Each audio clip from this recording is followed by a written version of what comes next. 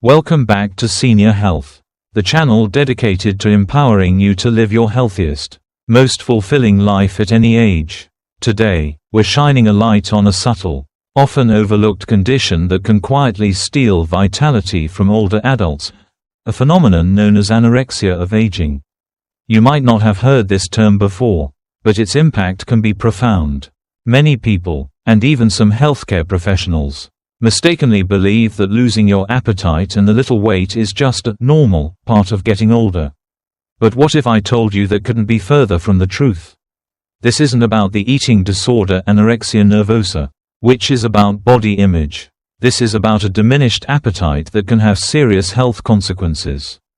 We're going to explore what anorexia of aging truly is, why it's so often missed, the hidden risks it poses, from muscle and bone loss to increased frailty and slower recovery from illness, and most importantly, practical, empowering strategies to prevent and even reverse it. Because here on Senior Health, we believe that staying strong, vibrant, and independent is absolutely achievable. Imagine a scenario: a seasoned healthcare professional like Catherine Lyman, a geriatric nurse practitioner at Harvard-affiliated Beth Israel Deaconess Medical Center, doesn't just want to see her older patients in an exam gown. She wants to see them in their street clothes, too. Why? Because that's how she can truly assess if someone has lost weight without even realizing it. She's looking for the telltale signs of something often under the radar, anorexia of aging. This isn't the eating disorder anorexia nervosa, where someone intentionally restricts food due to body image issues. Anorexia of aging is fundamentally different. It's marked by a diminished appetite. Even when there's plenty of delicious food available, it's that feeling of just not being hungry, or getting full after only a few bites, even if you haven't eaten much all day. This condition affects approximately a quarter of older adults, and it's observed more often in women than in men. And here's a deeply concerning part: it's often overlooked by clinicians. And worse, it's commonly accepted as a normal, inevitable part of aging. A 2019 study published in the Journal of Nutrition, Health, and Aging highlighted this concerning trend. Catherine Lyman herself notes that she despises the phrase "little old lady" because it often implies frailty and vulnerability. She says, when people become more frail with weight loss, that's what it looks like. They all look like a broken bone waiting to happen. It's a vivid and frankly alarming description. But here's the powerful message she, and we, want to convey: I do not see it as unavoidable. Is it common? Yes. Is it a normal part of aging? No. This distinction is critical. Just because something is common doesn't make it normal. And it certainly doesn't make it something we should accept. Anorexia of aging can be prevented and managed. And understanding its underlying causes is the first step. So, if a diminished appetite isn't just a benign part of aging, why is it so concerning? The implications of anorexia of aging are far from minor. This condition can lead to a host of serious health problems, quietly eroding your vitality and independence. One of the most immediate consequences is the breakdown of muscle and bone mass. Think about it. If your body isn't getting enough fuel, it starts to break down its own tissues for energy. This loss of muscle, sarcopenia, and bone density, osteoporosis, can lead to significant frailty.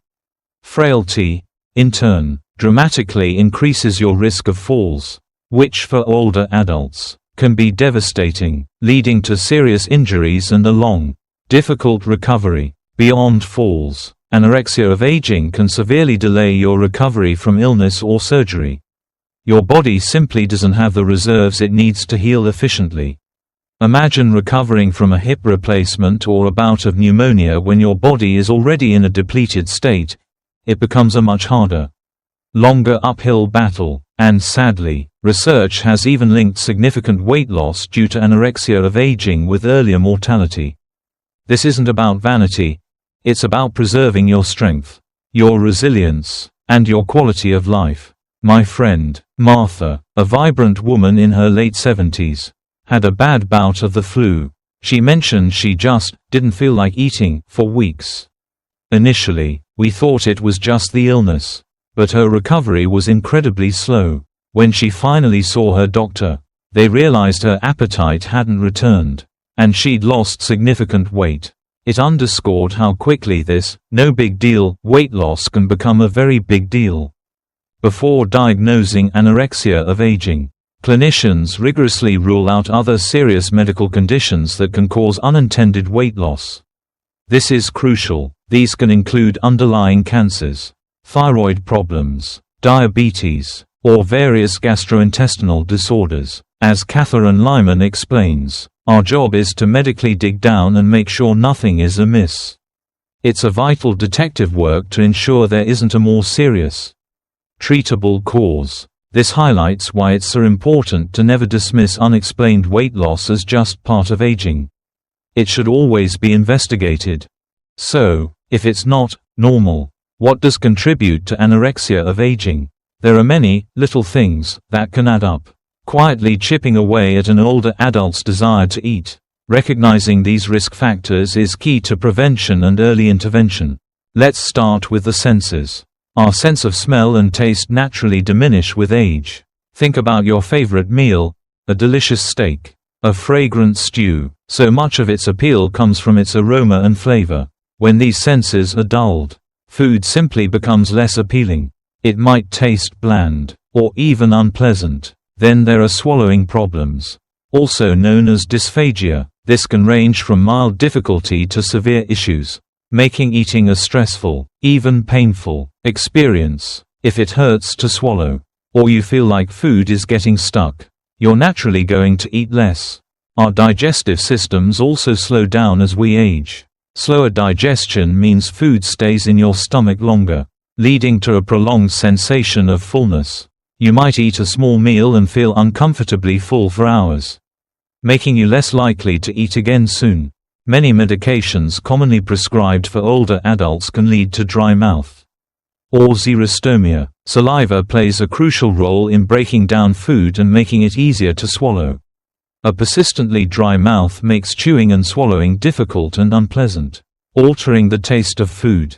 My neighbor, George, takes several medications, and he used to tell me how even his favorite crispy chicken tasted like cardboard because his mouth was so dry. Dental problems are another huge factor. Tooth decay, gum disease, or loose, ill-fitting dentures can make chewing incredibly painful or impossible. If you can't properly chew, you're not going to enjoy your food, and you'll likely avoid harder to eat, but often nutritious, foods. Cognitive decline can also play a role.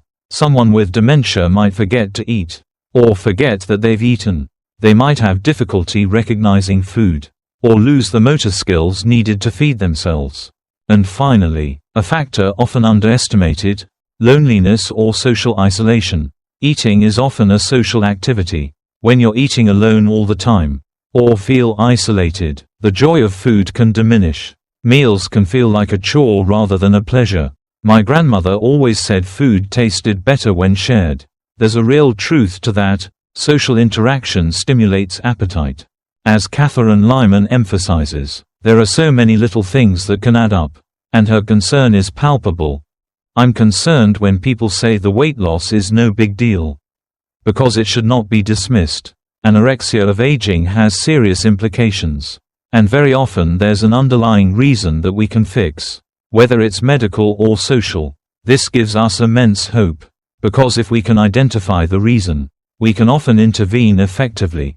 The good news is, anorexia of aging is not inevitable, and there are powerful strategies for both prevention and treatment.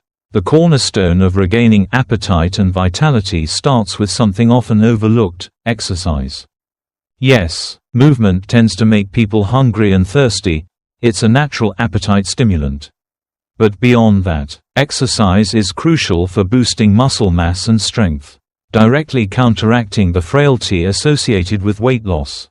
It also lowers the risk of constipation, and keeping food moving through the digestive tract can help prevent that uncomfortable sensation of feeling full too quickly after eating.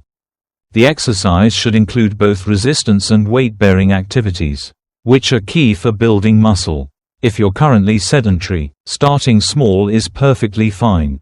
Catherine Lyman advises her patients to begin with short amounts of simple walking, 5 minutes in the morning and another 5 in the afternoon. Gradually working up to longer durations. Her message is clear. I tell them that I do not have a pill that can take the place of physical movement. This emphasizes the fundamental role of activity in our overall well-being and appetite. Next, let's talk about diet, specifically boosting protein intake. Protein is absolutely vital for muscle growth and maintenance, and overall health, especially as we age. While the US government's recommended dietary allowance, RDA, for protein is 0.8 grams per kilogram of body weight. Older adults should aim for 1.0 to 1.2 grams of lean protein per kilogram of body weight. What does that mean in practice? If you're an older person weighing, say, 120 pounds, about 54.5 kilograms, you should aim to eat at least 55 to 65 grams of protein daily. This might sound like a lot, but it's achievable with smart food choices. To treat anorexia of aging, or to stave it off, try to include protein-rich foods at all your meals and snacks. Think lean poultry, eggs, lean meats, tofu, and Greek yogurt. These are fantastic sources. You can also add protein powders to smoothies or other foods for an extra boost.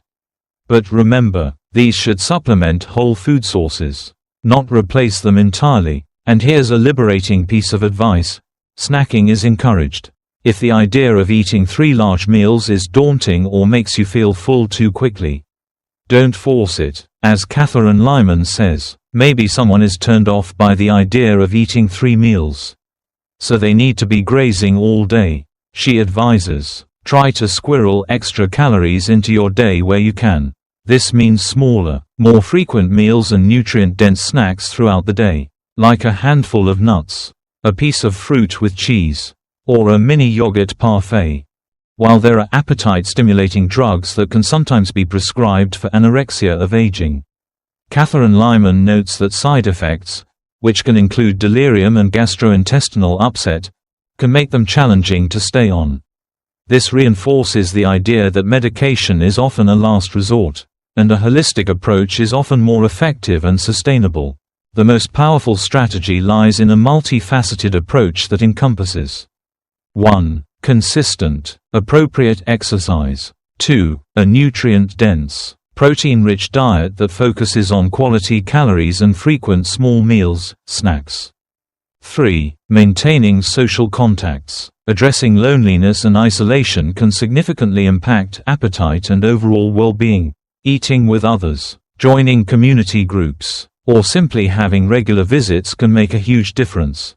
This holistic combination is often what allows people to avoid anorexia of aging altogether, or to nip it in the bud if it starts to appear.